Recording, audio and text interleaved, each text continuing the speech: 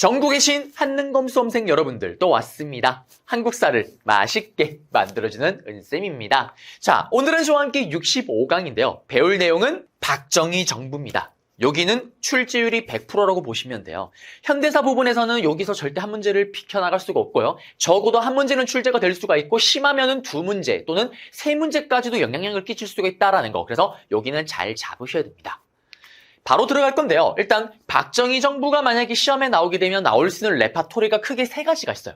첫 번째는 뭐냐면 군정식입니다. 박정희가 아직 대통령이 되기 전 군인의 신분으로서 정치를 했던 그 시기예요. 사실은 출제율이 제일 떨어져요.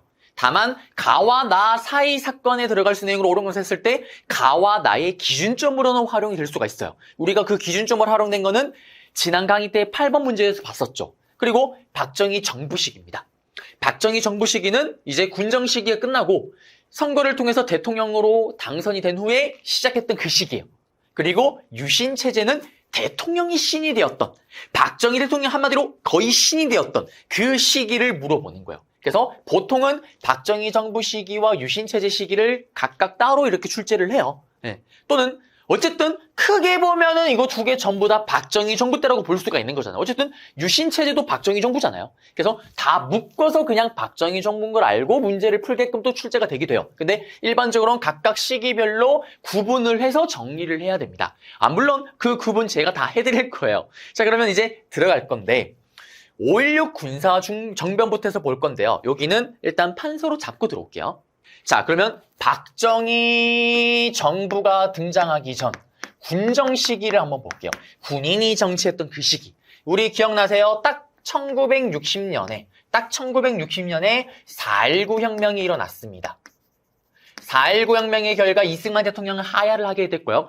허정과도 정부가 수립이 되었고 이 허정과도 정부가 내각 책임제로 양원제 국회로 헌법을 개정합니다. 그러면서 출범했던 게 바로 장면 내각이었죠.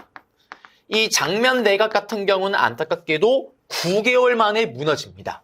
그게 바로 빠라바라밤 빠라바라밤 빰빠밤 빰빠밤 빰빠밤 5.16 군사정변으로 박정희를 중심으로 한 군인 세력들이 권력을 틀어지면서 장면 내각이 무너지게 되는데요.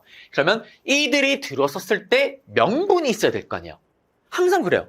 뭐 말이 되든 안 되든 일단 명분이 있어야 됩니다. 그 명분이 뭐냐면 국민 여러분들 이거 보십시오.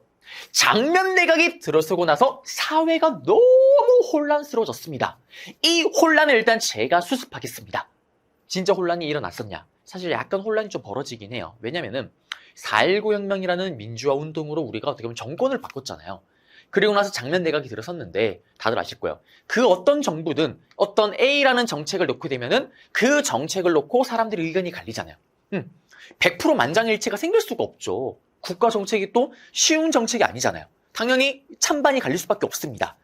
장면 내각 때 어떤 정책을 하려고 할 때마다 당연히 찬반이 갈리겠죠. 근데 그 찬반이 갈리는 과정 속에서 만약에 내 의견이 받아들이지 않으면 4.19 혁명을 경험했기 때문에 전부 다 막 시위에 나서고 하는 거예요. 그래서 실제로 약간 혼란스러운 분위기가 생기긴 합니다. 이거를 명분으로 내세우는 거예요. 지금 이거 보십시오. 장면 내각이 들어서고 사회가 너무 혼란스럽습니다. 이 혼란을 틈타면서 저기 북쪽에 있는 북한이 쳐들어오면 어떡합니까? 그래서 제가 군인의 신분임에도 불구하고 정말 눈물을 머금고 잠시 나라를 맡겠습니다. 그리고 이 혼란이 수습되면 저는 민간에게 정권을 넘기고 떠나겠습니다. 라면서 들어선 게 바로 5.16 군사정변입니다. 그리고 이들이 이렇게 들어서면서 바로 혁명 공약을 발표하는데요. 이 혁명 공약의 핵심은 이거예요. 이 혼란스러움을 틈타서 북한이 내려오면 어떡합니까? 우리가 지켜내겠습니다. 방공!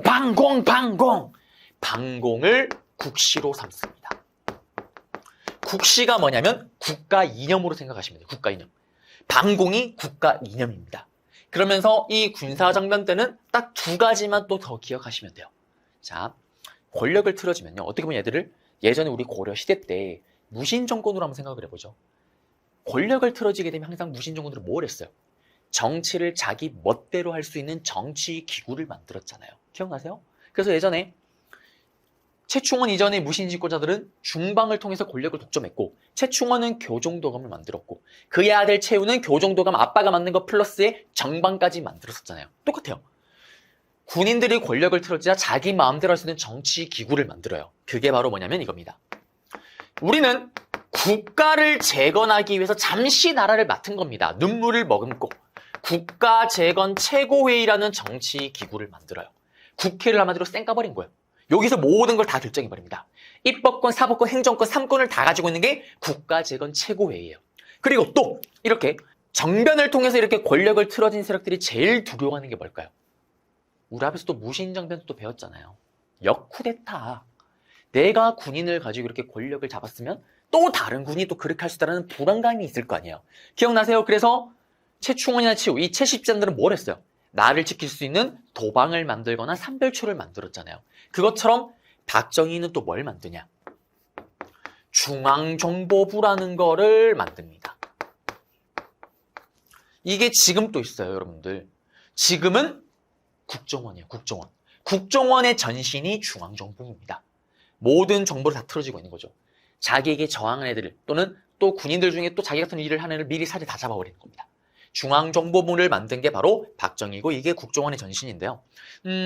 사실 국정원은 우리 영화나 이런 거 단골 소재이긴 하잖아요. 근데 저는 국정원 친구로 좀 몇 명 알고 있습니다. 네. 제 절친 중에 한 명이 지금 국정원에서 일을 하고 있는데요. 제가 각별하다는 이유는 뭐냐면 제가 또 아는 여성 친구랑 제 국정원 친구랑 만나게 해서 결혼을 시켰어요. 네. 제가 이렇게 식으로 결혼을 시킨 커플이 지금 2커플이 있습니다. 보통 흔히 그런 얘기가 있죠. 3커플을 결혼을 성사시키면은 죽어서 용으로 승천한다고 얘기를 합니다. 저는 지금 용으로 승천할 준비가 되어 있는 남자예요. 한 명을 더 성사시키기 위해서 열심히 노력하고 있습니다. 네, 다시 돌아가서 그때 국정원 친구는 얘기를 했어요. 얘기를 해봤는데 한 1년 동안 연락이 안 된 적이 있었어요.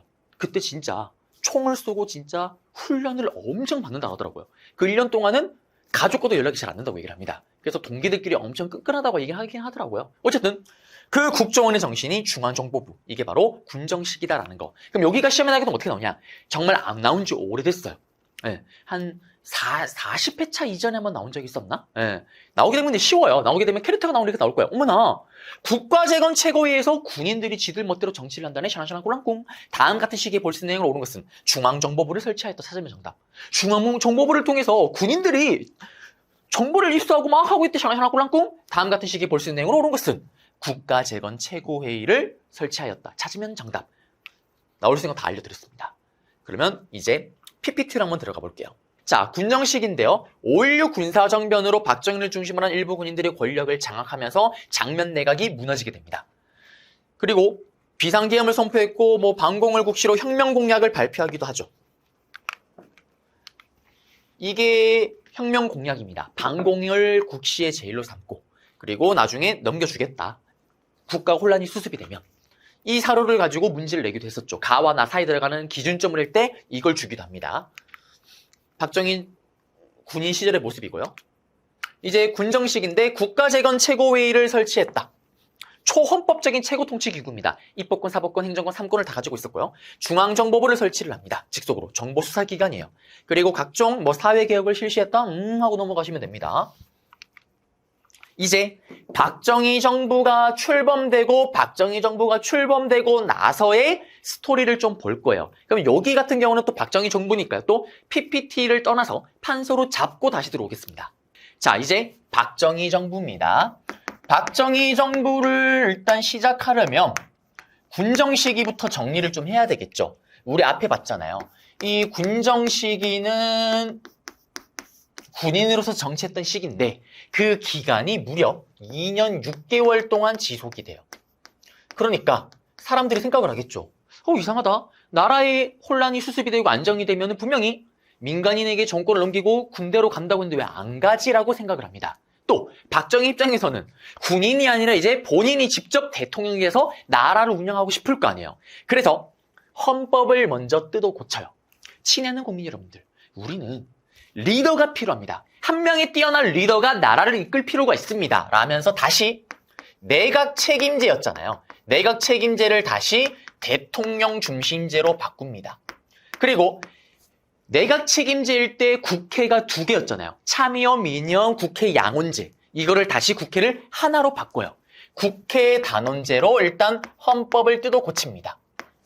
그러면 이제 대통령 선거를 해야 될 거 아니에요. 그 대통령 선거에 앞서서 본인의 지지 기반을 하나로 모으기 위한 정당을 만들어요. 그 정당이 바로 민주공화당입니다. 민주공화당을 창당한 후에 본인이 전역을 해요. 본인이 전역을 하면 군인이 아니잖아요.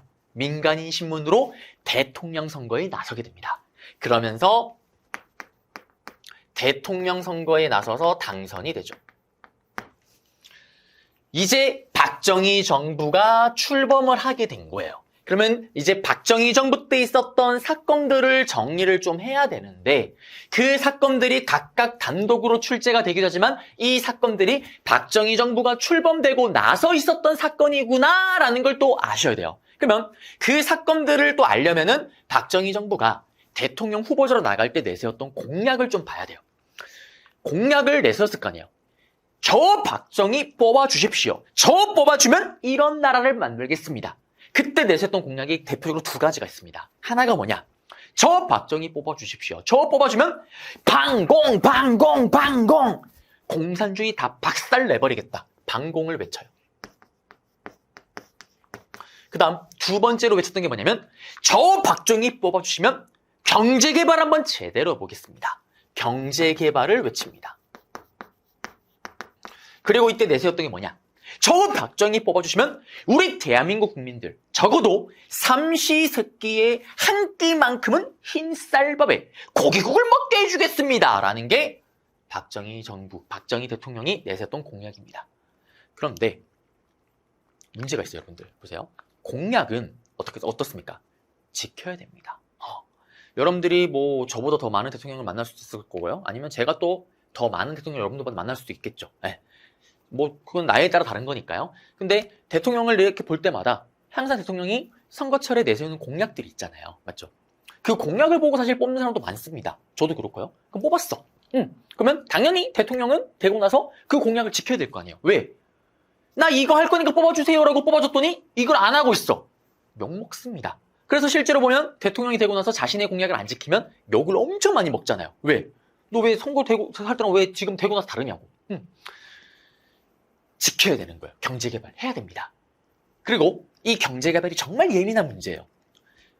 우리 많은 대통령을 만났지만 경제를 만약에 말아먹었다. 죽을 때까지 까입니다. 이건 어쩔 수가 없어요. 경제는 그만큼 예민한 문제입니다. 지지율이랑 바로 연관돼 있잖아요. 당군 할아버지가 돌아와서 대통령을 해도 경제를 말아먹었다? 온갖 욕 다 먹을 거예요. 해야 됩니다. 해야 돼요. 근데 문제가 있죠. 경제개발을 그냥 말로만 이렇게 하는 게 아니라 하려면 뭐가 필요해요, 여러분들? 실제로 이걸 하기 위한 돈이 필요하잖아요. 경제개발 자금이 필요합니다. 근데 문제는 경제개발 자금이 어디 있어요? 다른 나라 돈을 안 빌려줍니다. 그래서 이 경제개발 자금을 얻기 위한 정책이 나와요. 그 정책을 봐야 되는데 그 첫 번째 정책이 뭐냐면 한일 국교 정상화입니다. 우리는 광복 이후에 일본이랑 사실 상종을 안 해요. 쳐다보지도 않습니다. 왜? 보세요. 지금 또 일본이요. 과거에 우리한테 저질렀던 행동 이런 것들을 사과를 해요. 지금도 안 합니다. 물론 일본 내에서 뭐 정권이 바뀔 때마다 한 번씩 일시적으로 뭐 사과를 하고 하는 그런 모습을 보여주기도 하지만 기본적으로는 사과를 1도 안 하죠. 이때도 마찬가지일 거 아니에요. 상종을 안 합니다. 그런데 미국이 일단 답답해요. 그러니까 왜?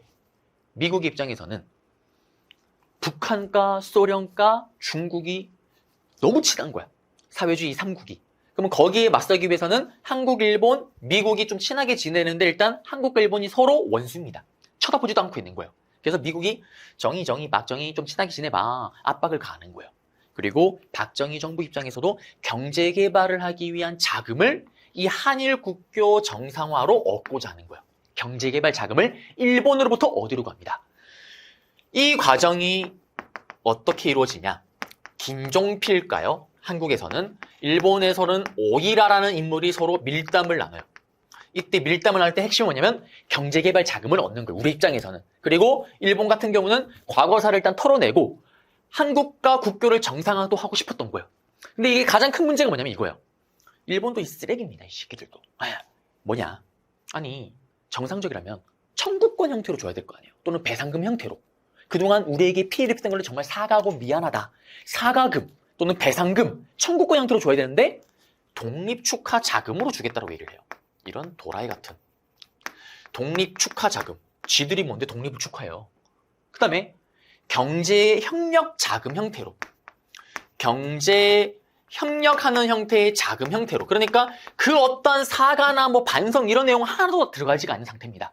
그리고 문화재 반환이나 얘들이 뺏어간 문화재 있죠. 이런 것들 돌려달라 이런 내용들이 하나도 들어가지가 않아요. 또 일본 입장에 이렇게 얘기를 하죠. 야, 우리 이 정도 자금을 지원해 줄 것 같으면은 할 만큼 했다. 실제로 최종적으로 우리가 얼마를 지원받냐면 8억 달러를 지원받아요. 8억 달러를 일본으로부터 경제협력 자금을.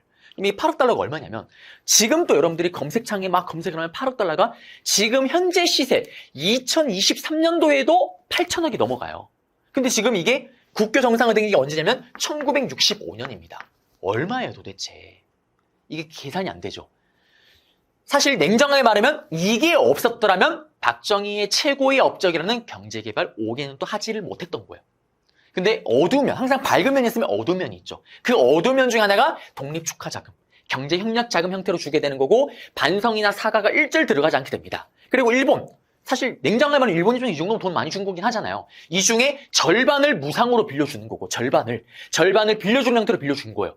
야, 이 정도면 우리 할도리 했다. 그래서 강제징용 당했던 할아버지나 강제로 끌려갔던 위안부 할머니들 이런 사람들이 개인적인 차원에서 소송하는 건 더 이상 받아주지 않겠다라고 얘기를 해요. 국가적인 차원은 별개 문제지만 그래서 지금 또 강제징용 할아버지나 위안부 할머니들이 개인적인 차원에서 일본 국가에 소송을 걸면 계속 지는 게 이것 때문에 그런 거예요. 화나죠. 화나잖아요. 이때 이 내용들이 알려지자 깨어있던 지식인들, 대학생들이 다 들고 일어납니다. 이거는 굴욕적인 한일회담이다. 일본의 사과가 없는 이런 거 받아들일 수 없다. 들고 일어나는 거예요. 그 시위가 뭐냐? 뜨거운 여름에 꼭 한 번은 먹어야 되는 육삼냉면. 육삼냉면이 생각나는 육삼 시위가 일어납니다. 육삼 시위가 일어나자 박정희 정부는 학교 휴교령을 내리고요.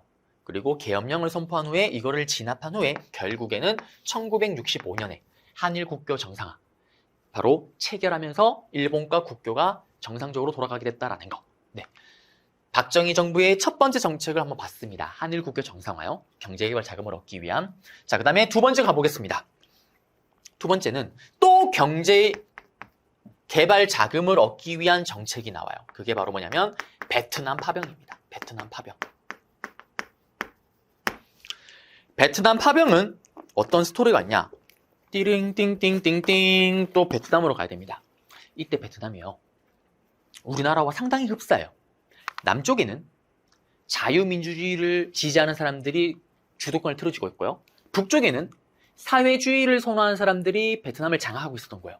똑같아요. 우리랑 둘이 대립이 벌어집니다. 그러자 미국이 여기에 개입을 하는 거예요. 왜?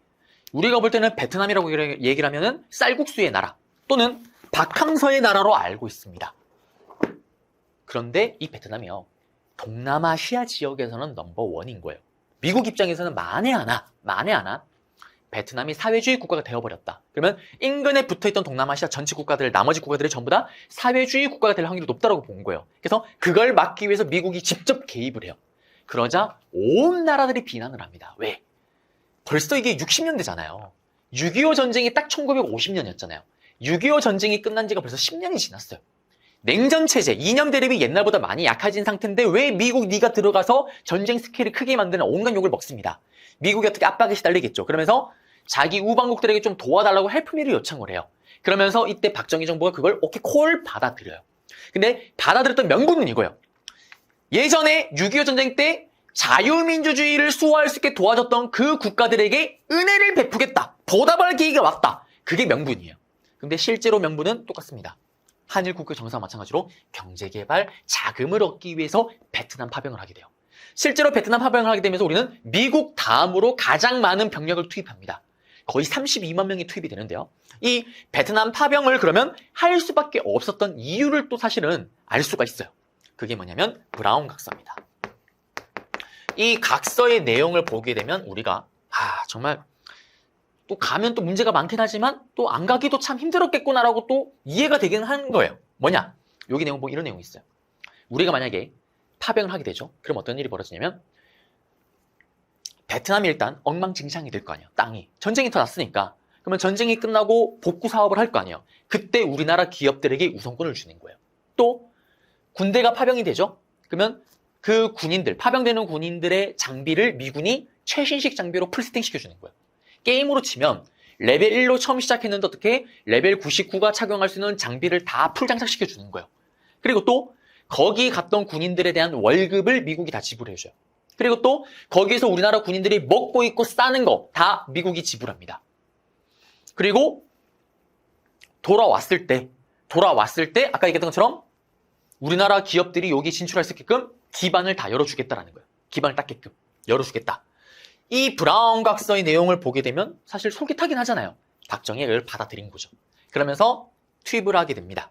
자, 그런데 이 베트남 파병 같은 경우는 결국에는 경제개발 자금을 얻고 우리가 경제가 엄청나게 성장하게 되는 계기가 되기도 해요. 근데 많은 폐단이 생겨나기도 합니다. 일단 고엽제 피해. 이게 뭐냐면요. 베트남이요. 지금 여러분들이 아는 베트남은 쌀국수의 나라지만 베트남이 실제로 가게 되면은 밀림 지역이 많아요. 흔히 말하는 우리 정글 지역이라고 얘기를 하죠. 그래서 베트남 군인들이 예전에 미군과 싸울 때 쉽게 패하지 않았던 이유가 숲속에 이렇게 숨어 있다가 사사삭 빵빵빵 쏘고 사라지는 거예요. 미군이 야금야금 피해를 입습니다.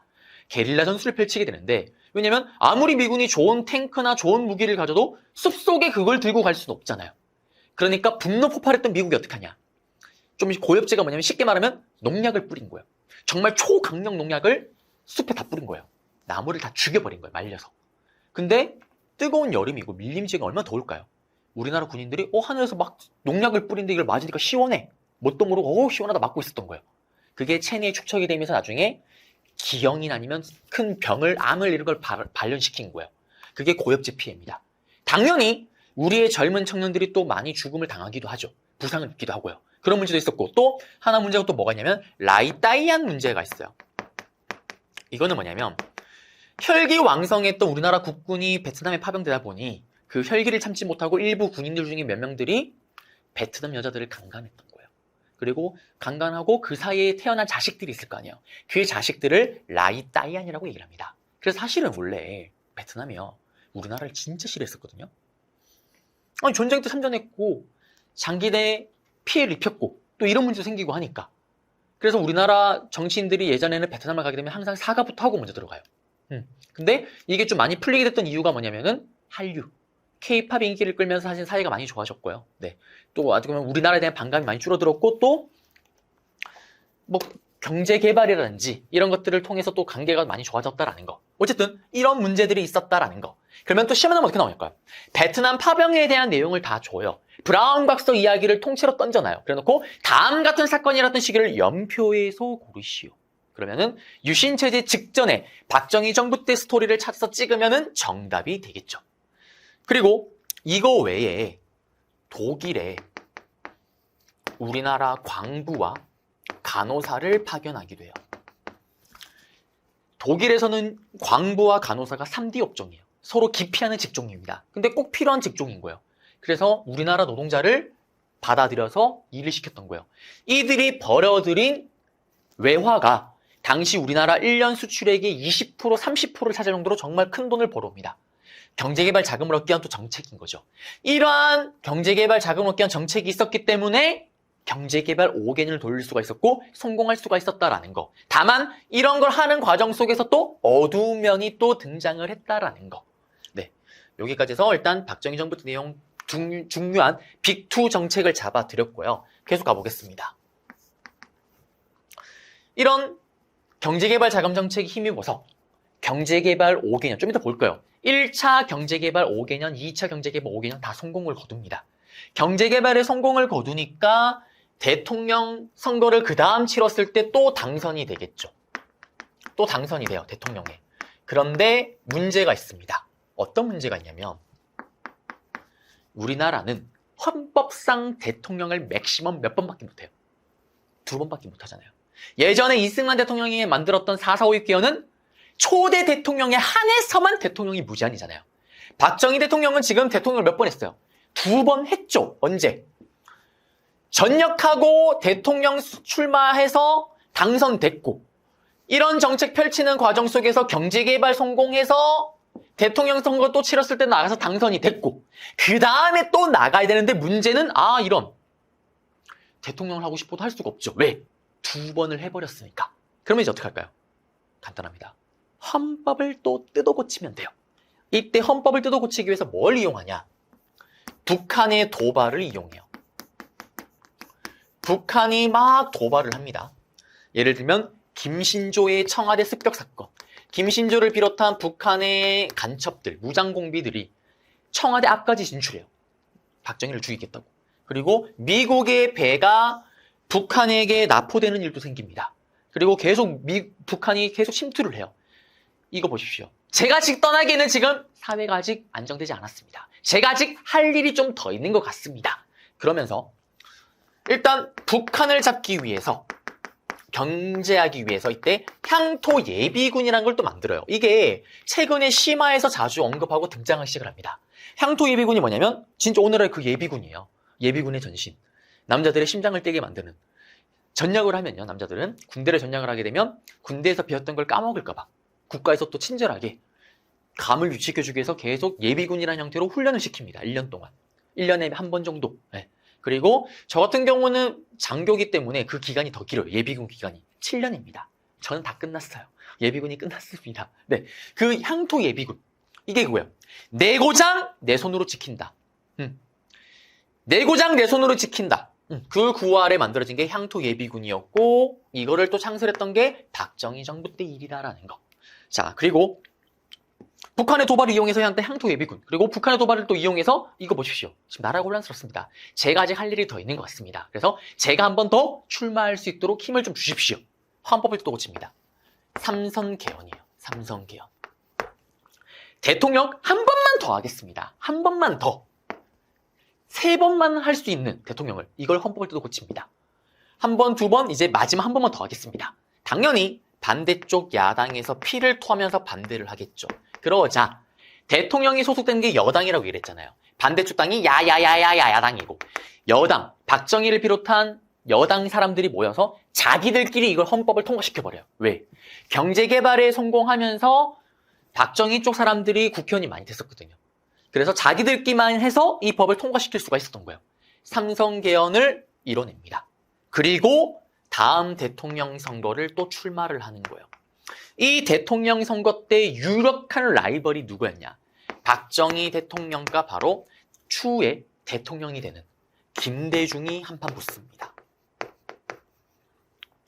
박정희는 뭐라고 얘기를 하냐면 이렇게 얘기를 하죠. 저 더 이상 표를 달라고 하지 않겠습니다. 이번이 마지막입니다. 김대중.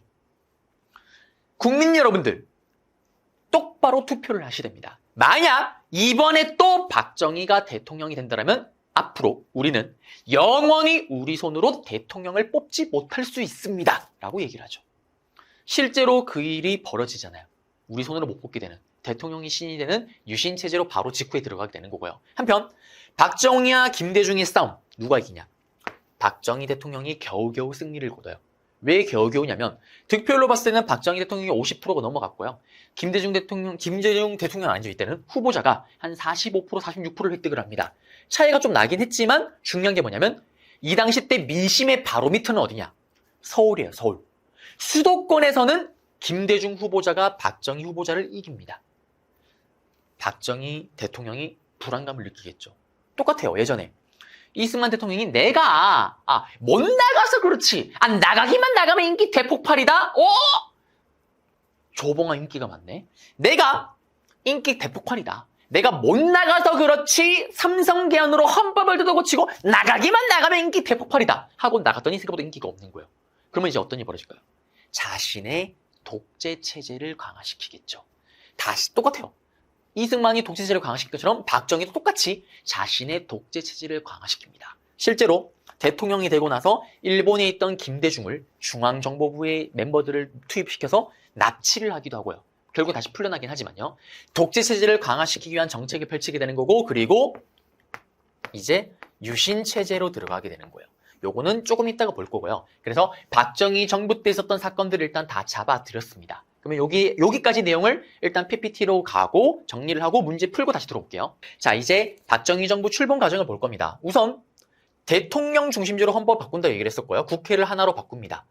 그리고 본인의 지지 기반들을 다 단합시키고 결속시키기 위해서 본인의 당, 민주공화당을 만들고요. 전역을 한 후에 민주공화당 소속으로 대통령 선거에 나가서 당선이 되죠. 1963년에 5대 대통령 선거가 치러졌고 당선. 그러면서 1963년부터 박정희 정부가 본격적으로 출범합니다. 그런데 경제 개발을 하기 위해서는 돈이 필요하죠. 그 자금을 얻기 위한 정책이 등장을 하는데요. 어두운 면 밝은 면인 정책들이 나옵니다. 바로 한일 국교 정상화입니다. 먼저 경제 개발 자금을 얻기 위해서 미국의 요청. 일단 먼저 김종필과 오이라가 먼저 비밀 회담을 해요. 이때 회담의 핵심 내용은 뭐냐면 우리는 돈을 얻기 위한 거고 일본은 과거사 정리를 좀 하고 우리와 국교를 정상화하기 위한 독립 축하 자금, 돈 빌려주는 형태로 이제 경제 협력 자금, 배상이나 청구권 문제가 아니라 그냥 경제 협력 방식으로 이걸 체결하려고 하는 거죠. 그 사실이 알려지자 이거는 굴욕적인 한일 회담이다.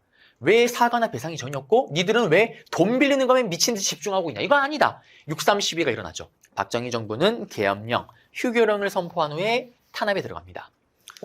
이거를 탄압한 후에 결국 경제협력 자금 제공을 받는 형태로 무려 8억 달러, 그중에 절반 이상은, 절반 가까이는 무상으로 받는 형태로 해서 한일국교 정상화가 이루어지죠. 다만 문제는 침략이나 지배를 둘러싼 사과나 배상 문제가 명시되지 않았다라는 거. 그래서 지금까지도 이게 논란이 되고 있고 해결이 되지 않고 있다라는 거. 여기 한일협정 체결 때 그 조약 내용인데요. 우리는 2조를 좀 봐야 돼요. 2조가 지금까지도 해석을 놓고 치열하게 싸우고 있어요.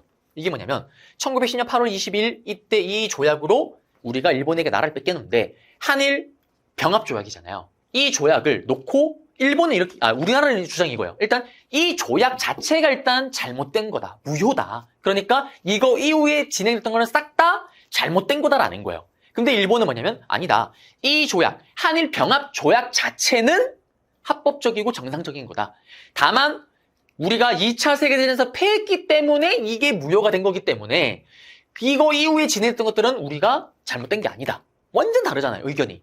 이게 지금 또 논란이 되고 있는 거예요. 그 이후에 확실히 명시를 안 했기 때문에.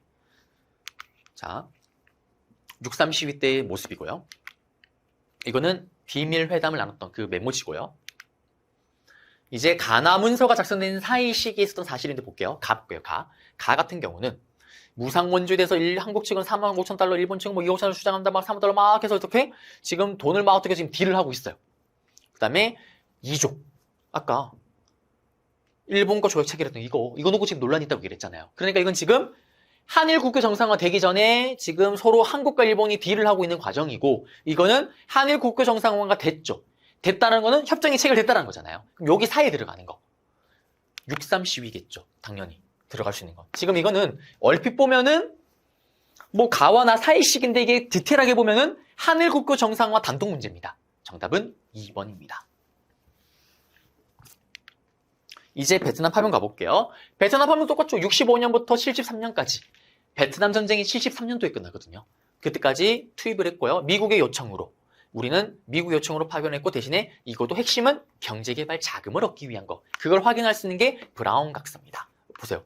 국군 현대를 위한 장비 제공, 경제개발 지원을 차관 제공, 그 다음에 국군 보급물자, 장비는 한국 구매, 한국 기업 진출 약속.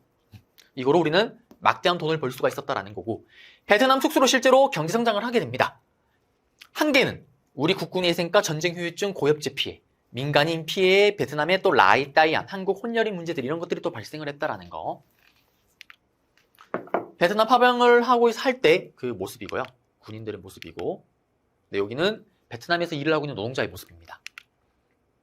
이거를 통째로 주는 거예요. 브라운 각서를. 이걸 통째로 주고 다음 같은 발표가 있었던 시기를 또는 다음 같은 각서에 따라서 파병이 이루어졌던 시기를 연표해서 고르시오. 박정희 정부 시기를 찾으면 되겠죠. 군정 이후 유신체제 전 사이. 네. 이제 향토 예비군입니다. 68년도인데요. 이때는 북한의 군사적 도발, 김신조나 아니면은 뭐 북한에 의해서 미국의 배가 납포를 당하기도 하고요. 그러자 이걸 빌미로 군사동원 체제를 수립한다. 자주적 방위태세를 강화한다고 하면서 내 고장 내 말 내가 지킨다. 싸우면서 일하고 일하면서 싸운다라는 구호를 내세우고 창설을 합니다. 이게 오늘날의 예비군인데 이 향토 예비군을 가지고 시험에 단독으로 출제하지는 않고요. 이 향토 예비군을 던져놓고 다음 같은 예비군을 창설했던 시기에 또는 정부의 시기에 볼 수 있는 내용을 오는 것은 박정희 정부를 물어보고 있는 거잖아요. 그러면 박정희 정부 시기 때 내용을 찾으면 정답이 돼요. 다음 같은 군을 창설했던 정부의 활동을 오는 것은 이렇게 문제를 낼 거니까요. 그리고 향토 예비군 창설이고요. 삼성개헌입니다. 삼성개헌은 경제개발의 성과를 내세운 박정희가 일단 삼성개헌하기 전에 67년도에 두 번째 대통령이 당선이 돼요. 근데 문제는 그 다음 대통령 선거를 나가려고 했는데 맥시멈 2번 헌법을 뜯어 고칩니다. 그 내용이죠. 쭉 뜯어 고쳐요. 자기들끼리 모여서 통과를 시킵니다. 그리고 7대 대통령 선거를 나가서 당선이 되는데 정말 힘겹게 당선된다고 얘기를 했었죠. 이게 71년의 스토리예요. 삼성개헌 반대고요. 이제 유신체제가 이제 수립되는 겁니다. 그럼 정리를 해볼게요. 자, 우리는 박정희 정부가 있었던 시기 때 스토리를 봤어요. 박정희 정부가 있을 때 어떤 사건이 있었냐면 경제개발 자금을 얻기 위해서 한일 국교 정상화, 베트남 파병, 그리고 북한의 침투, 이거를 또 맞서기 위해서 향토 예비군, 그리고 또 이걸 바탕으로 북한의 도발에도 맞서서 향토 예비군을 또 만들었지만 이거 보십시오. 아직 혼란이 수습이 안 됐고 내가 할 일이 더 있는 것 같습니다. 저에게 한번 더 기회를 주십시오. 삼성개헌으로 헌법을 또 고치고 나가서 당선이 됐다라는 거. 여기까지 봤습니다. 이제 마지막으로 대통령이 신이 되는 유신체제입니다. 최근에 한능검 시험 트렌드상 여기가 출제율이 훨씬 높아요. 제일 출제율이 높습니다. 그러면 유신체제는 또 판서로 잡고 들어올게요. 자, 이제 대통령이 신이 되는 유신체제를 볼 거예요. 유신체제. 일단 유신체제가 언제 시작이 되냐면 1972년도에 시작이 됩니다. 1972년도요. 그럼 유신체제가 시작되는 이제 그 과정을 봐야 되는데 기억나세요, 여러분들? 앞에서 1971년도에 대통령 선거가 있었어요. 이 선거에서 앞에서 얘기를 했지만 박정희 대통령과 김대중 후보자가 붙었는데 누가 이겼습니까? 박정희가 승리를 거뒀지만 근소한 차이로 승리를 거둔다 그랬고 민심의 바로미터였던 수도권에서는 패했다라고 얘기를 했습니다. 그러자 박정희가 독재 체제를 강화시키고 싶은 거예요. 또 문제가 있죠. 어떤 문제가 있냐면 다음에는 대통령을 더 이상 할 수가 없잖아요. 본인이 삼성개헌, 대통령을 3번을 할 수 있게끔 그리고 마지막으로 표를 달라고 얘기를 해버렸잖아요. 더 이상 어떻게 할 명분이 없습니다. 그러자 아예 이제는 대통령을 뽑지 않는 형태로 바꿔버리려고 해요. 그걸 하기 위한 앞단계로 어떤 사건이 있었냐면 1972년도에 7.4 남북공동성명이라는 게 발표가 돼요. 이 7.3 남북공동성명은 다다음 강의 때 통일정책을 다루는 강의 때 또 언급을 할 건데요. 7월 4일 날 갑자기 기습적으로 뜬금없이 뉴스 속보가 뜹니다.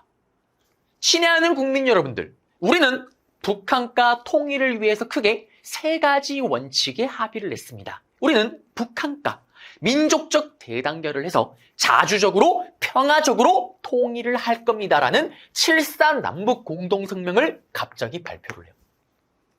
사람들이 깜놀합니다. 뭐야?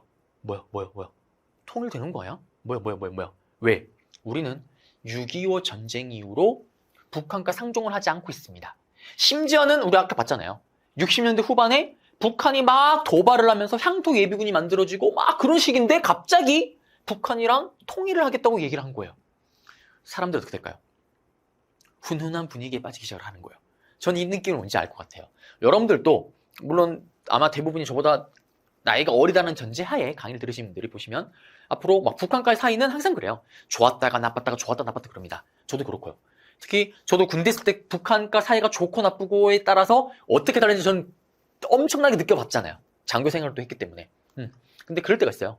북한이랑 진짜 사이가 좋을 때, 진짜 사이가 좋을 때 보면은 사람 심리가 그렇습니다. 이거 잘하면 통일되는 거 아니야라는 그 묘한 설레임, 그 설레임이 있어요. 근데 이때는 더 심했겠죠. 왜?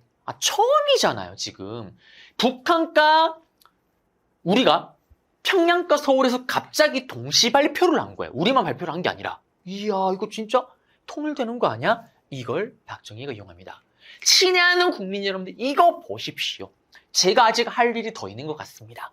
통일이 코앞에 왔습니다. 저에게 힘을 조금만 더 실어주십시오. 그러면 제가 이거 완수하고 떠나겠습니다. 라면서 바로 유신헌법을 발표하는 거예요. 그러면서 때리는 게. 이거를 10월 유신이라고도 얘기를 합니다. 그러니까 7.4 남북 공동성명이니까 72년 7월 4일에 발표를 한 거잖아요. 그해 10월 달에 유신헌법을 발표를 한 거예요. 그러면서 모든 국회나 이런 활동, 정치활동 다 올스톱 시킨 후에 이 유신헌법 발표를 하는데 이거를 국민투표로 통과를 시킵니다. 좀 이따 유신헌법 내용을 보겠지만 사실 내용을 보게 되면 싹 다 독재 내용이에요. 그런데 이게 통과가 됐던 이유는 뭐냐? 국민투표로. 공개투표를 내요. 네, 국가가 직접 나서는 거죠. 그리고 워낙 또 위압적인 분위기다 보니까 정치인들이 함부로 이걸 반대하기가 쉽지가 않았던 거고요. 또 통일의 분위기가 나오고 있잖아요. 실제로. 통일을 위해서 이게 필요합니다라고 얘기를 한 거예요. 통일하면 뭐 이 정도 해야 되는 거 아닌가? 그러면서 높은 찬성의 비율로 이게 통과가 됩니다. 90% 넘게 찬성을 해요. 그러면서 유신헌법이 통과가 되고 대통령이 신이 되는 유신체제가 시작된다라는 거. 자, 그러면 이제 우리는 유신헌법의 내용을 봐야 돼요. 이 유신헌법의 내용을 둥 던져놓고 다음과 같은 헌법이 발표됐던 이 시기에 또는 발표 이후에 또는 이걸 발표했던 정부의 활동으로 옳은 것을 했을 때 유신체제 때 있었던 사건들을 찾으면 정답이에요. 그러면 요 앞에 박정희 정부 때 있었던 사건들은 싹 다 오답이 되겠죠. 왜? 유신헌법 이전의 스토리잖아요. 자, 그러면 도대체 어떤 권한을 가졌기에 대통령이 신이 되냐? 일단 대통령에 나가는 것, 연임에 대한 이제 제한이 없어요. 나가면 자기 멋대로 나갈 수가 있습니다. 그리고 대통령의 임기가 그동안은 4년이었다면 유신체제 66 임기가 6년입니다. 이걸 일단 통해서 본인이 계속 대통령을 할 수 있는 구조 틀을 만들었고요. 또 이제 그 전에 이 선거에서 김대중이 우려했던 게 현실이 됩니다. 만약에 박정희가 이번에 또 대통령이 되면 우리는 영원히 우리 손으로 대통령을 뽑지 못할 수 있습니다.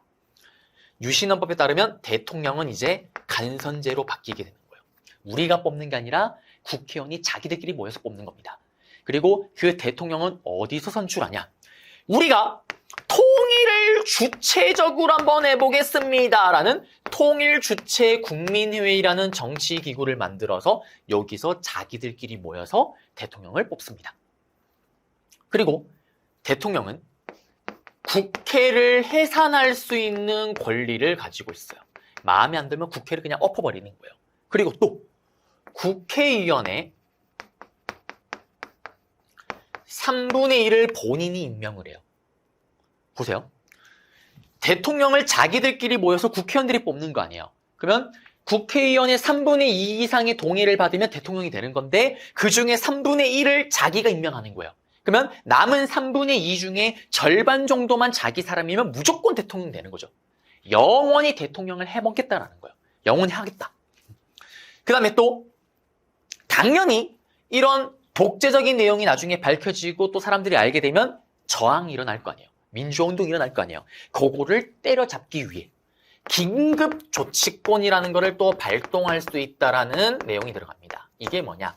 대통령이 생각했을 시에 전쟁이 버금갈 만큼 정말 큰 사건이다. 그러면 긴급조치권을 발동시킬 수가 있고요. 이게 발동이 되는 순간 국민의 기본권, 권리나 자유 이런 것들을 제한할 수 있다라는 겁니다. 실제로 박정희 정부 때 긴급조치 1호, 2호, 3호, 4호 자기의 필요에 따라서 민주화운동이 일어날 때마다 탄압용으로 이걸 발동시킵니다. 이처럼 박정희는 유신헌법 아래 정말 막강한 권한을 누리게 되는 거고 영구히 독재를 할 수 있는 기반을 닦았다라는 거. 그러니까 이러한 유신헌법에 대한 반대운동이 일어나게 되겠죠. 그 반대운동이 시험에 너무나도 자주 활용이 됩니다. 어떻게 나오냐면 반대운동 이야기를 둥 던져놓고 여러 가지 있을 건데 그걸 하나 던져놓고 다음 같은 민주화운동이 일어났을 때 볼 수 있는 내용으로 옳은 것은 그러면 이거 유신헌법에 반대하는 내용인데 유신헌법식이네. 그러면 유신헌법에 있어서는 또 다른 사건들을 찾으면 정답이 되는 거고요. 맞죠? 또는 이거 주고 유신헌법의 이 내용들이 정답이 되기도 합니다. 예를 들면 긴급조치 1호, 2호, 9호를 조치하였다. 발동하였다. 유신헌법 시기 때 볼 수 있는 내용 맞잖아요. 그리고 또는 뭐 통일주체 국민회에서 대통령 간선제로 대통령을 선출하였다. 이거 유신헌법 시기 때 볼 수 있는 내용 맞잖아요. 대통령의 연임 제한이 없었고 임기가 뭐 6년이다. 이것도 다 정답이 될 수가 있습니다. 요렇게 활용이 되기도 한다라는 거. 네. 자, 그럼 다시 유신헌법에 대한 반대 운동을 볼게요. 그러면 연도를 외울 필요는 없는데 일단 72년에 7.4남북 공동성명이 발표되고 그해 바로 10월 유신으로 유신헌법이 통과가 되고 유신체제로 들어갑니다. 그리고 그 다음에 국민들이 이제 알기 시작을 하는 거죠. 봤더니 이거 다 뭐야? 독재를 위한 거네. 반대운동이 일어나요. 1973년, 연도 외울 필요 없습니다. 일단 73년도에 어떤 일이 생기냐. 장준하, 예전에 임시정부의 한국강복군 소속이었던 이 장준하가 개헌을 하자. 뭐를? 유신헌법을 개헌을 하자. 청원을 합니다. 100만인 서명운동을 전개를 해요. 100만 명이 하면 서명을 해서 헌법을 바꿔보자. 이때 열흘 만에 30만 명 이상이 여기에 서명에 참여를 합니다. 그러자 박정희 정부는 깜짝 놀라겠죠. 이것들 봐라. 시작하기 전에 애초에 박살을 내버린다. 이러려고 만든 게 유신헌법 안에 있었던 긴급조치권이잖아요. 긴급조치권. 그래서 이 장준하의 개헌청원 100만인 서명운동이 일어나자마자 바로 긴급조치권 1호가 발동이 됩니다. 그리고 1974년도 그 다음에 이제 한 단계 더 스케일이 커져요. 일단 민청학년에서 민청학령 선언이 이어지기도 하고요. 요게 이제 민청학령 사건으로 이어지게 되는 거고 또 인민혁명당이라는 당이 있었습니다. 이 인민혁명당 재건이 사건이라는 것도 이때 터지게 됩니다. 자, 이게 전부 다 유신체제 때 있었던 사건이구나 라는 게 중요한 건데 그러면 민청학력 사건은 뭐냐 이거예요. 전국민주청년총학생연맹입니다. 여기 단체에서 발표를 한 거예요. 유신헌법 철폐해라. 유신헌법에 대한 반발을 표현한 거죠. 특히 이게 비판이 없는 정치가 무슨 한국의 민주주의냐라면서 또 비판을 가합니다. 그러자 탄압이 바로 들어가겠죠. 또 탄압이 들어가는데 탄압을 하는 김에 잘 됐다. 인민혁명당 얘들 또 작사를 내자라면서 인민혁명당 재건이 사건을 조작합니다. 이건 어떤 거냐면 얘들이요 사실은 박정희 정부가 예전부터 눈에 가시처럼 여기고 있던 조직이에요. 예전에 한일국교 정상회를 체결할 때 그때 그거에 반발해서 굴욕적인 한일회담이다 반발하면서 뜨거운 여름에 꼭 먹는 6.3냉면, 6.3 시위가 일어났었잖아요. 그때 주도했던 세력 중에 하나가 인민혁명당입니다. 요거를 날려버리자 이 기회에 지금 이 젊은 청년 학생들이 국가를 전복, 국가를 엎어버리려고 하고 있다. 근데 그 뒤에 배후를 봤더니 인민혁명당 애들이 있더라. 그리고 이 인민혁명당 애들이 뒤에서 조종을 하고 있었는데 이들 중에 북한으로부터 돈을 받아먹은 프락치가 있더라. 간첩이 있더라. 라면서 날려버립니다. 이게 인민혁명당 재건이 사건이에요. 그리고 당연히 민청학령 선언이 일어나자마자 이들 학생들을 또 진압하고 탄압하는 민청학령 사건이 일어나고요. 그리고 이 민청학령 안에 천주교, 기독교, 신도들이 있었습니다. 그러자 종교계에서도 들고 일어나요. 이때. 천주교에서는요. 천주교, 정의구현, 전국사재단이라는 게 구성이 됩니다. 그러면서 유신헌법 철폐를 외치게 되고 또 이 인권을 위해서 또 미사를 하기도 하고요. 종교활동을 펼치기도 하죠. 그리고 이 천주교 정의구현 전국사재단 같은 경우는 나중에 전두환 정부가 또 독재 정치를 펼치자 또 거기에 또 맞서서 민주화 운동을 전개했던 것도 전개하기도 합니다. 네. 또 3.1 민주구국선언이라는 게 발표가 돼요. 이거는 연도를 외울 필요는 없습니다. 1976년도에 있었던 사건인데요. 제야 종교인들, 제야 정치인들이 또 유신헌법 철폐를 주장하면서 구국선언을 외치죠. 그러면 이러한 키워드들이 나왔을 때 여러분들이 유신체제 때 있었던 일이구나라는 걸 아시고 문제에 접근하시면 되는 거예요. 그리고 기타 등등으로 또 뭐가 있었냐면 동아일보를 또 정부에서 탄압을 해요. 동아일보가 이런 활동들을 기사를 보도를 하고 유신헌법에 따른 부당함을 막 기사 보도합니다. 그러자 광고를 다 빼버려요. 신문사는 광고가 제일 중요하잖아요. 그러자 국민들이 자기 돈을 내고 광고를 넣습니다. 개인적인 글귀를 넣는 거예요. 광고를. 예를 들면 동아일보가 무너지면 나는 이민을 가겠다든지 그 다음에 정의는 승리한다. 유신헌법 없애라. 이런 것들이 막 들어갑니다. 그래서 이 동아일보 광고 백지 사건은 또 전국적인 또 민주화 운동으로 나아가기도 했던 거고요. 이런 사건들도 있었고요. 자, 그러면 이제 이런 것들이 일어나자 아까 얘기했던 것처럼 박정희 정부는 긴급 조치권을 계속 발동하는 거예요. 1호, 2호, 3호, 4호, 9호까지 계속 발동을 시킵니다. 탄압을 하는 과정. 그리고 결국 이제 유신헌법, 박정희의 유신체제는 무너지기 시작을 하는데요. 그 유신체제 붕괴 과정을 볼 거예요. 유신체제가 끝났던 시기는 언제냐면 1979년입니다. 딱 1980년이 되기 1년 전의 스토리인데요. 이때 대표적인 사건이 또 두 가지가 있습니다. 그 중에 하나가 뭐가 있냐면 YH 무역 사건이 있고요. 그리고 부마 민주항쟁이 있었습니다. 일단 YH 무역 사건이 어떤 건지 좀 알아야 되는데요. 이 YH 무역이 회사 이름이에요, 여러분들. 근데 이 회사가 폐업을 했어요.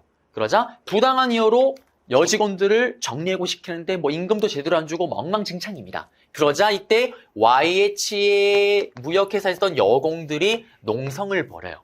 그 농성을 벌였던 곳이 어디냐면 당시 박정희 정부의 반대쪽 당, 야당, 야당이었던 신민당 당사에서 농성을 벌입니다. 그리고 신민당에게 도움을 요청을 하죠. 이때 신민당의 최고 리더, 총재가 누구였냐면 나중에 대통령이 되는 김영삼입니다. 도와주고 지원을 하는데 이걸 또 정부가 진압하는 과정에서 여공 한 명이 사망하는 사건이 또 일어나기도 합니다. 농성이 더 격화되고 있어요. 그리고 김영삼은 이 YH 무역을 또 진압한 이런 잘못된 것들, 그리고 부당한 이런 것들을 국내 언론사에 얘기를 하는 게 아니라 왜? 어차피 국내 언론사는 박정희 정부가 다 틀어지고 있으니까 외신들을 모아놓고 얘기를 하고 또 유신체제의 부당함을 이야기하기도 합니다. 그러자 정부가 바로 조치를 해요. 어떻게? 김영삼은 국가를 모독했다. 국가 모독죄를 씌워서 국회의원에서 영구 제명을 시켜버립니다. 이 무슨 말도 안 되는 일이에요. 왜? 어디 감히 국민이 명한 국회의원을 지들 멋대로 영구 제명을 시킵니까? 그러자 바로 김영삼의 지지 기반이었던 부산가 마산에서 민주화 운동이 일어나는 거예요. 부마 민주항쟁이 시작됩니다. 사실 부마 민주항쟁의 직접적인 배경을 보시게 되면 YH 무역 사건에 따른 또는 신민당 김영삼 총재의 영구 제명, 이게 큰 직접적인 배경이지만 큰 틀에서 보게 되면은 역시 이 유신 헌법에 대한 박정희 독재 체제에 대한 반발로 일어난 게 바로 또 부마 민주항쟁입니다.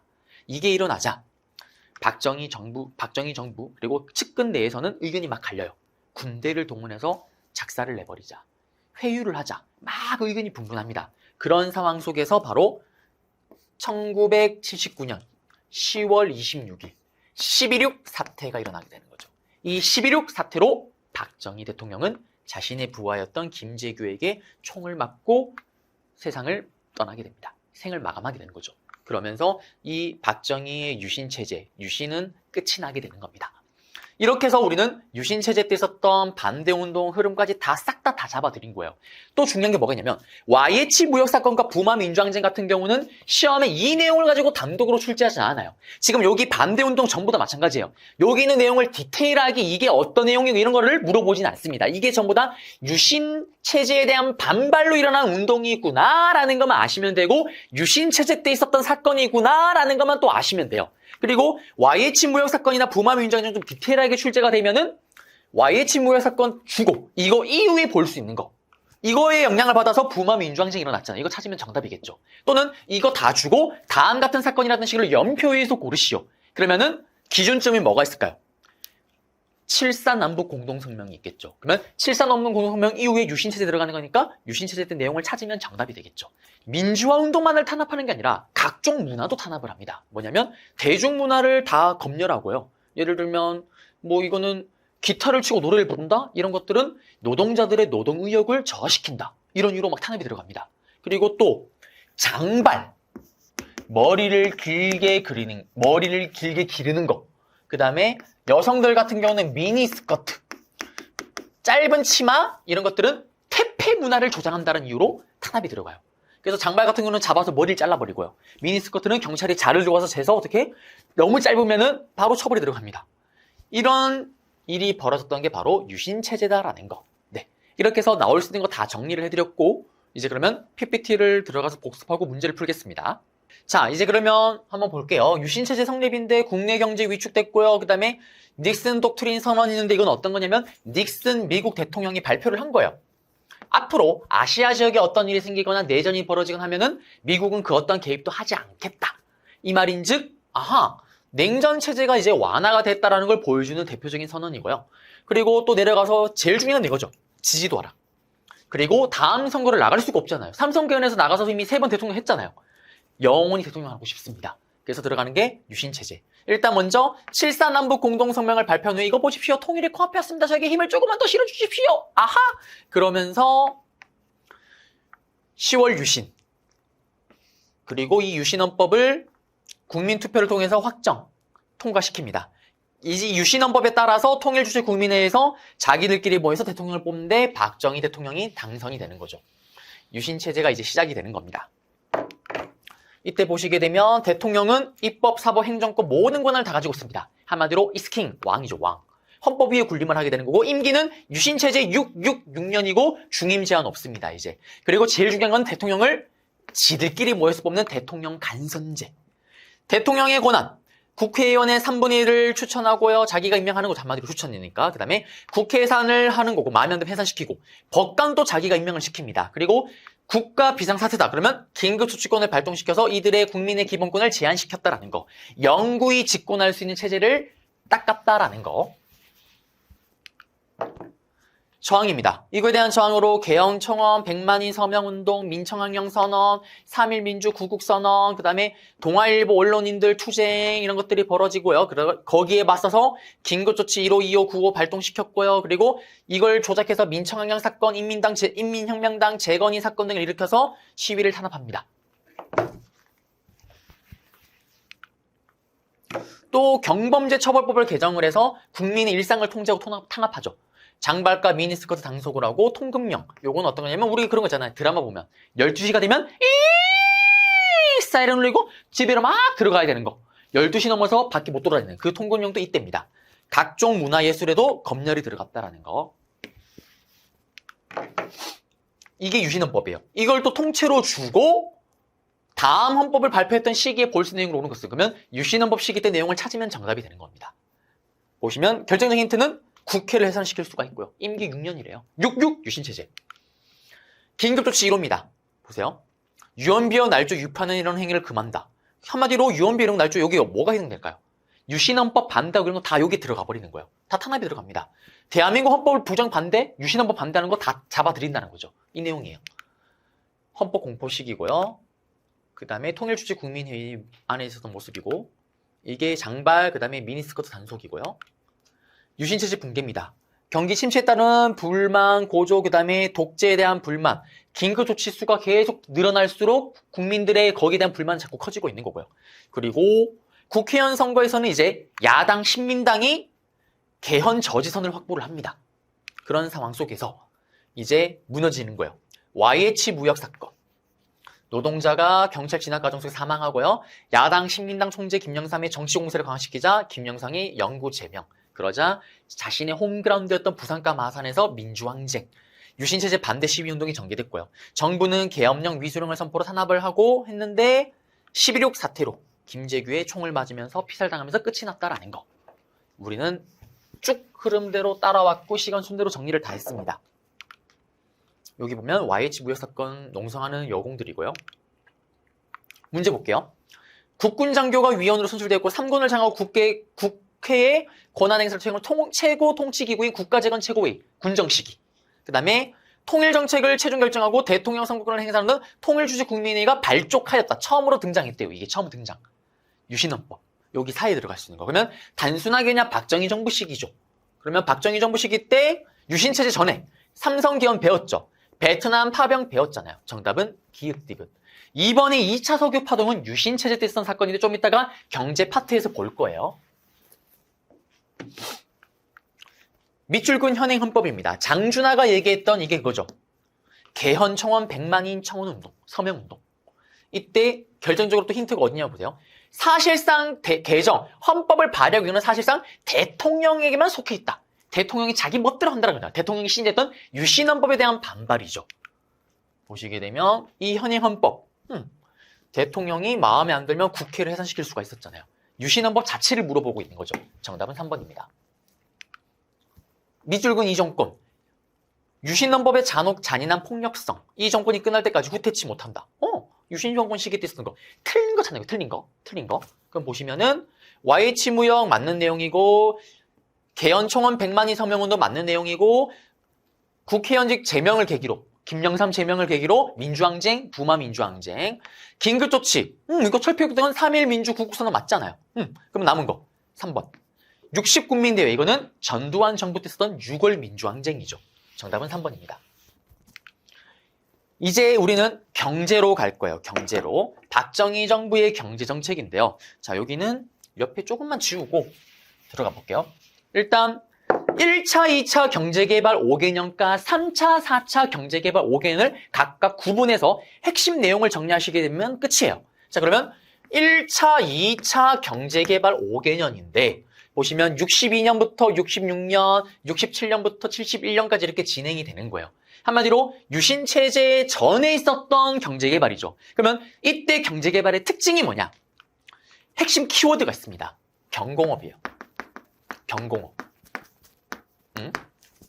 우리가 이제 처음으로 경제개발을 막 돌리는 거예요. 그러니까 처음부터 우리가 뭐 TV라든지 막 고차원적인 걸 만들 수가 없잖아요. 그러면 이때 우리가 뭘 만들까요?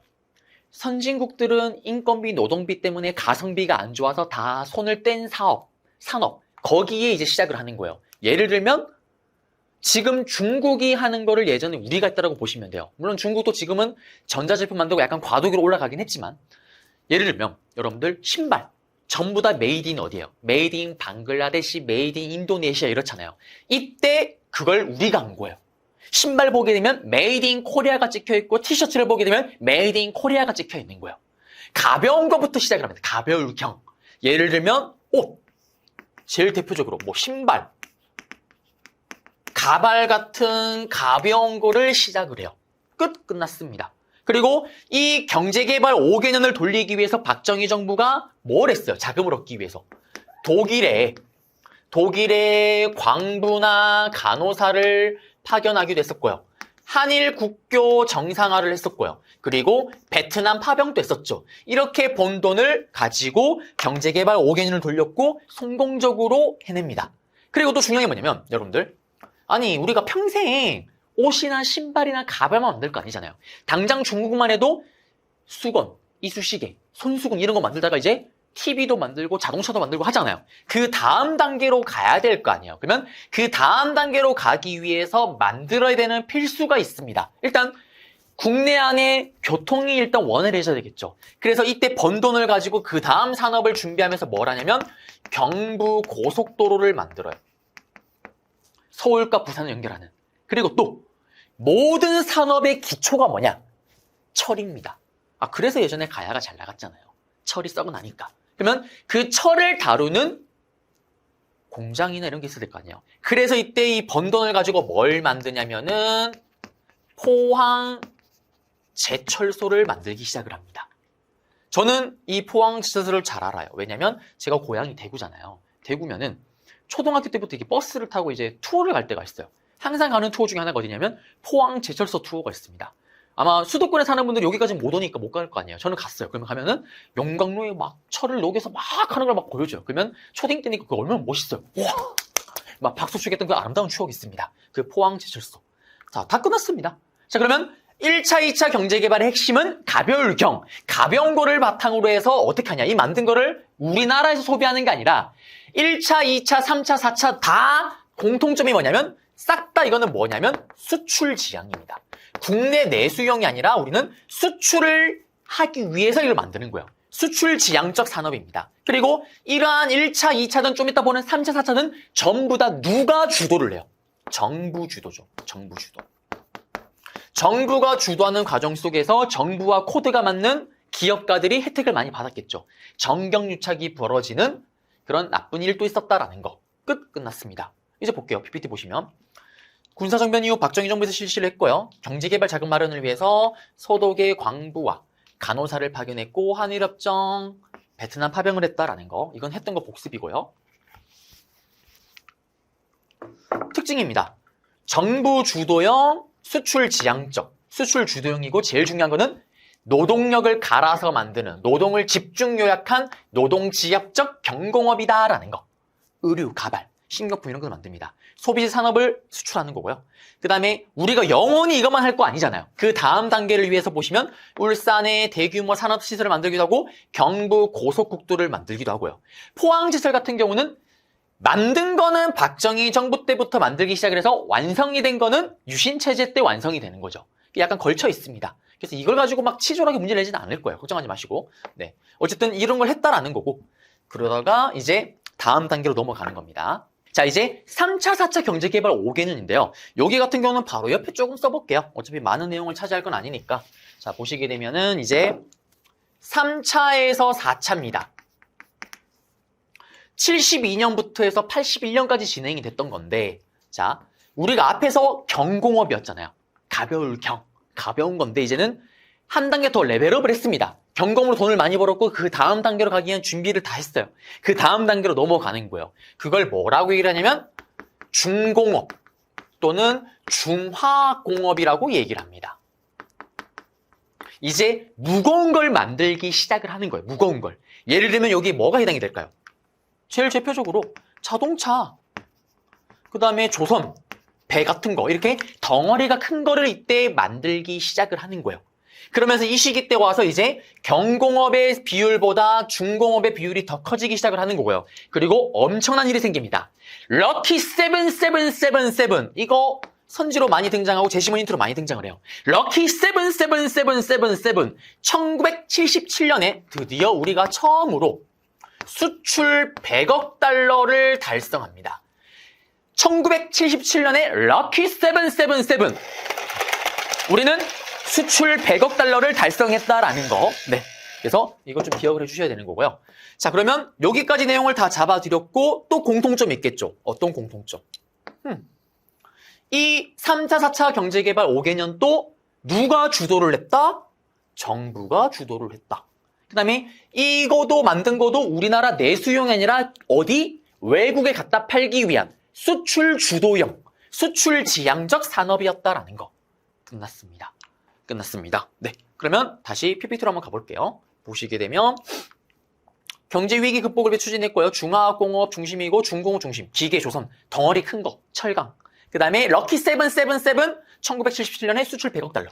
중화공업 비중이 이제 경공업 비중을 앞서가기 시작을 하는 거고요. 요거는 심화적인 내용이 있어요. 요거는 어떤 거냐면 1차 석유 파동, 2차 석유 파동이 있는데 심화에서만 좀 기억을 하셔야 되는데 이 석유 파동이 유신체제 때 있었구나라는 것만 좀 기억하시면 돼요. 1차 석유 파동이 어떤 거냐면 이때 중동에서 전쟁이 일어나요. 그러니까 기름 가격이 엄청 폭등하겠죠. 그러면서 우리가 위기에 빠집니다. 왜? 우리는 기름을 100% 수입해서 쓰는 나라잖아요. 기름이 안 나는 나라잖아요.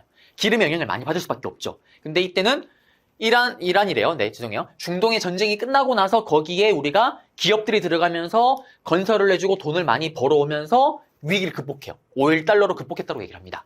그런데 78년, 79년에 유신체제가 무너지잖아요. 그 무너지기 1년 전 2차 석유 파동이 터지는데 이거는 이란의 혁명이 일어나면서 이게 사건이 터져요. 이때는 위기를 극복하지를 못합니다. 그러니까 어떻게 경제가 위기에 빠지겠죠. 그래서 기억나세요? 유신체제 붕괴 중에 배경 중에 하나가 경제 불황이 있었던 거예요. 그게 이런 영향이 또 받습니다. 그래서 다 필요 없고 1차 석유 파동, 2차 석유 파동이 유신체제 유신헌법 때 발동됐던 그 시기 때 있었던 일이구나라는 걸 좀 기억하시고요. 이거도 심화니까 또 기억을 해야 되는데 심화의 심화 내용입니다. 최근에 이제 언급이 되기 시작해요. 최근에. 8.3 4채 동결 조치가 있는데 이거는 박정희 대통령의 긴급명령 형태로 발표가 된 건데 이게 어떤 거냐면요. 당시 우리나라 기업들이 흔히 말하는 사채라고 얘기를 하죠. 비금융권, 은행 아니라 거기서 돈을 빌린 경우가 많았던 거예요. 근데 경제 불황이 오면서 이 사채 빌린 거를 갚지를 못하니까 기업들이 무너지게 생긴 거야. 그러자 정부가 나서 그걸 구제를 해준 거예요. 네. 그게 바로 8.3 4채 동결 조치입니다. 그래서 이런 것들도 박정희 정부 때구나 이렇게 생각을 하세요. 사채 뭔지는 모르지만 사채를 동결했다? 이거는 경제 개발을 위해서 걸림돌이 되는 거는 싹 다 어떻게 정부가 나섰다라는 거. 경제 개발을 성공했던 누구? 박정희 정부 때는 이렇게 좀 기억을 하시면 될 것 같습니다. 그리고 재벌 중심의 경제 구조가 형성됐고 정경유착이고 저임금 저고가 정책은 제가 나중에 다시 한번 언급을 해드릴 거예요. 여기 내용 잡아드렸고, 이거는 뭐 관련된 그래프고요. 이제 문제 볼게요. 경제 관련 긴급 명령을 발표하는 사진이래요. 보시면은 사채 신고를 독려하는, 이게 그거잖아요. 앞에 봤던 요거 83 사채 동결 조치. 근데 이거를 몰랐더라도 결정적인 힌트는 경부 고속도로 개통 등. 박정희 정부죠. 박정희 정부. 다음 명령을 실행한 정부의 경제정책. 제3차 경제개발 5개년. 끝났죠. 1번이잖아요. 또는 1차, 2차, 3차, 4차 다 정답이 될 수가 있겠죠. 신항공사 이거 미군 정식이고, 그 다음에 나머지 배운 건 아직 없네요. 1번이 정답입니다. 나머지는 다음 강의 때 배울 거고요.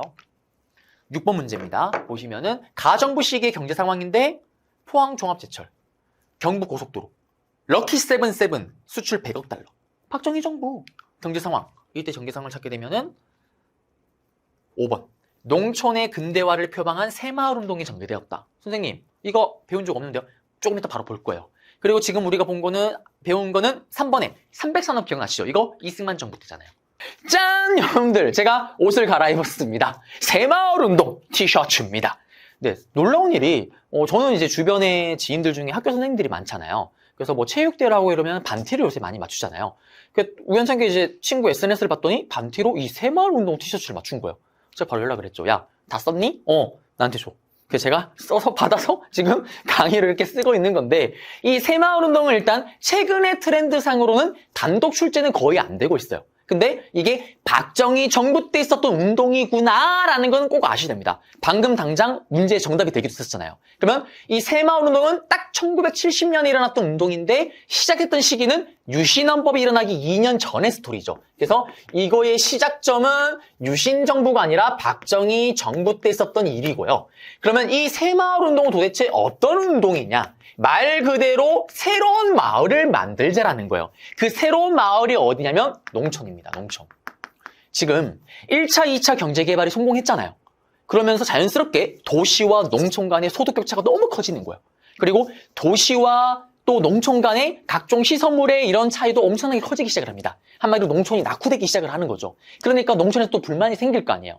그러면서 농촌의 소득을 증가시켜보고 농촌의 새로운 시설도 만들어보고 근대화를 한번 해보자라는 게 바로 새마을 운동입니다. 처음에는 농촌을 포커스에 맞춰서 여기서부터 시작을 했는데 이게 나중에는 도시로까지 뻗어나가게 됩니다. 그런데 도시로 뻗어나가면서 이게 완전히 이제는 어떻게 되냐? 바로 의식개혁운동으로 나아가요. 우리의 아이 의식을 바꿔보자. 정신을 한번 바꿔보자라는 의식개혁운동으로 한 단계 더 나아갑니다. 근면, 자조, 협동 이런 걸 구호로 외치게 되는 거예요. 그래서 노래도 있죠. 새벽종이 울렸네, 새벽종이 울렸네, 그러면은 우리는 이런 노래가 있습니다. 그만큼 근면, 자조, 정신, 새벽종이 울리면 일하러 가자라는 거예요. 이런 걸 바탕으로 또 경제개발이 우리가 또 성공하는데 또 어느 부분 기여를 했다라고 보기도 합니다. 물론 부정적인 평가도 있어요. 농촌의 외형적인 모습에만 치중했다. 실제로 속 안에 내실을 좀 다지는데 그러질 못했다. 그리고 유신체제를 유지하는 데 또 이용이 되었다라는 비판을 받기도 합니다. 어쨌든 새마을 운동은 여러분들 박정희 정부 때 있었던 일이구나. 그래서 박정희 정부가 유신체제 되기 전에 시작을 해서 유신체제가 되고 나서도 쭉 이제 진행이 되는 거죠. 그래서 새마을 운동 얘기를 한번 해드렸습니다. PPT를 보시게 되면요. 농촌 도시 간의 격차가 심화되자 시작을 했던 거고 처음에는 농어촌의 근대화와 소득을 증대시키기 위해서 했던 건데 이게 환경 개선에서 소득 증대 사업에서 그 다음에 도시로 뻗어나가요. 근면 자조 협동 구호를 내세우기 시작하면서 이 구호를 생활하는 전국적인 의식개혁운동으로 발전을 합니다. 그렇지만 농촌 외형 변화에만 치중했고 유신헌법이 발표된 이후에는 이 새마을운동이 유신체제를 유지하는 데 이용됐다라는 비판을 받기도 했다라는 거. 자, 이 사진은 새마을운동과 관련된 자료고요. 이것도 마찬가지입니다. 새마을 노래죠. 아까 제가 불렀다가 사실 뒤에 가사가 생각이 나서 못 부르는데 이겁니다. 새벽종이 울렸네, 새 아침이 밝았네, 너도 나도 일어나 새마을을 가꾸세. 근면, 자조, 협동을 강조하는 노래입니다. 그래서 보시면 마지막엔 살기 좋은 내 마을 우리 힘으로 만드세. 네. 이렇게 해서 새마을 운동까지 끝내면서 박정희 정부 때 스토리를 다 잡아드렸습니다. 저와 함께 하시느라 너무 고생 많으셨고요. 저는 또 다음 강좌에서 여러분들 찾아뵙도록 하겠습니다. 여러분들 고생하셨습니다.